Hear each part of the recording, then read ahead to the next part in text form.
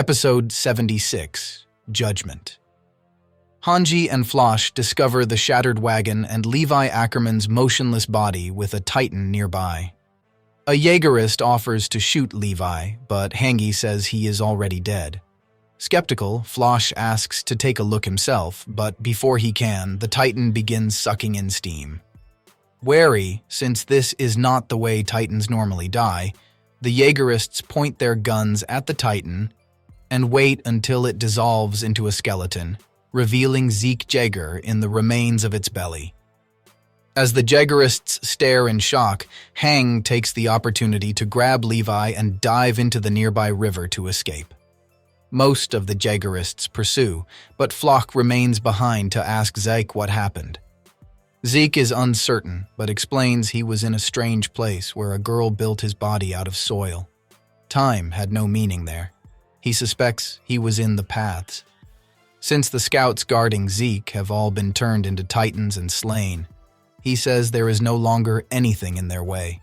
Zeke and the Jaegerists move out to join up with Eren Jaeger. Meanwhile, in Shiganshina district, Eren finishes his transformation into the Attack Titan. As Porco Galliard's Jaw Titan shields Peakfinger and Gabi Brown from the blast, Gabi is surprised that Peak is not the traitor she appeared to be in front of Eren. Peak admits that she does not trust Marley, but she does trust the comrade she has fought alongside. In the skies above, Theo Magath guides his airships towards the blast in order to capture the founding Titan and get revenge for the raid on Liberio. Marleyan soldiers parachute from the airships, bringing arms and equipment with them. On the rooftop of the headquarters, Peak lifts the hand manacled to Gabi and asks Galliard for help. He swipes at her arm with his Titan's claws, taking off the hand and splitting the pair apart. Peak screams in pain and throws herself off the roof as Galliard lunges to attack Eren. He only keeps Eren busy for a short while before running away, and by then Peak has changed into the cart Titan.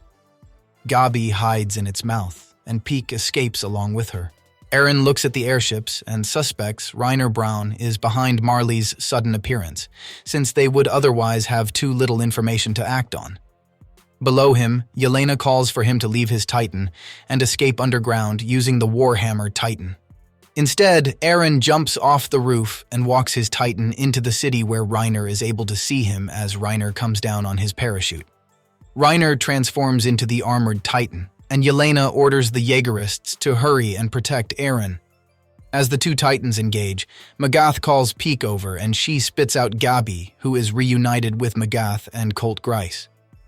Gabi explains that Falco is still being held at the military headquarters and that he got some of Zeke's spinal fluid in his mouth. Peak adds that there are 300 captive soldiers who have drunk the fluid as well. She suspects that the founding Titan is Eren's trump card, but the conditions are not right for him to use it since he has not already done so.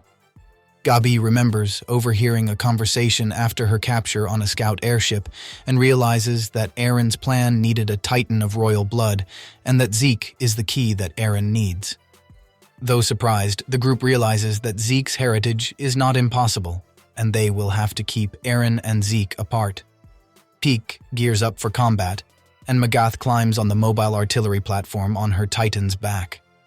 Magath tells Gabi that they do not intend to kill the founding Titan and leave the problem for another generation, but to capture it and end the 2,000 years of malice. Eren and Reiner continue fighting each other.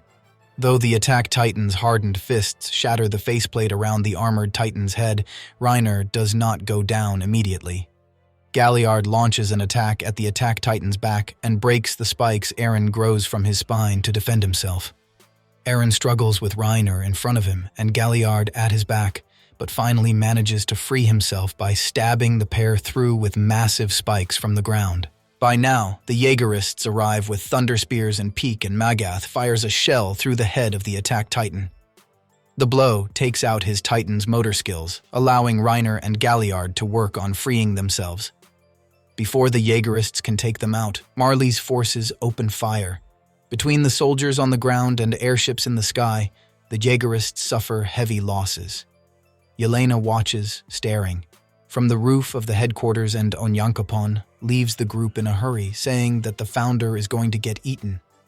Though immobile, Eren continues to defend himself from Galliard, who has broken free by using the Warhammer Titan's power, but is shelled again by Magath. The Marleyan general knows that the Warhammer Titan exhausts its power quickly and intends to wear him out. He reminds his soldiers that Willy Tybur sacrificed himself to make this attack possible and give them space for a new Hellos. Reiner breaks free and runs Eren through with the spike that had previously impaled him, saying that Eren has lost and everyone has suffered enough, including Eren himself. Inside headquarters, Onyankopon sets the imprisoned scouts free, explaining that they are currently under attack from Marley and the armored cart and jaw titans are here. He is afraid Eren is going to lose and asks them to help. However, once free, Connie Springer grabs him by the collar and demands to know why they should listen to him. After all the betrayals he has experienced, Connie is sick of it. Before Connie can hurt him, Armin Arlelt intervenes and suggests they hear him out. Onyankopon says he did not know about the wine or the euthanization plan, and Niccolo confirms this, saying that the Marleyan prisoners of war were instructed not to speak of them to the anti-Marleyan volunteers. The reason Onyankopon joined was to have an ally with which to fight against Marley, and he says he believed that there would be a future for Paradise Island, which would include children. If the euthanization plan went through, there would be no point to his efforts. Armin chooses to believe him, and Jane Kirstein does as well, but points out that helping Eren and Zeke means the euthanization plan will come to pass. Onyankopon says they can stop the plan, but they need Eren and Zeke to keep the island safe. He suggests showing off the rumbling to the world. When Armin asks Mikasa Ackerman what she wants to do, she says she wants to help Eren, but as she looks morosely at her scarf, she supposes that is likely because of her bloodline and not her own will. Wanting to believe in Eren, Armin suggests that he made that up, but Mikasa admits she does get headaches from time to time, and when Armin asks the others if Eren really would sterilize the Eldian population, they are non-committal. Armin suggests that Eren might be going along with the plan to prevent Yelena from acting out, since ultimately he is the one who controls the founding Titan's power, but the response is silence.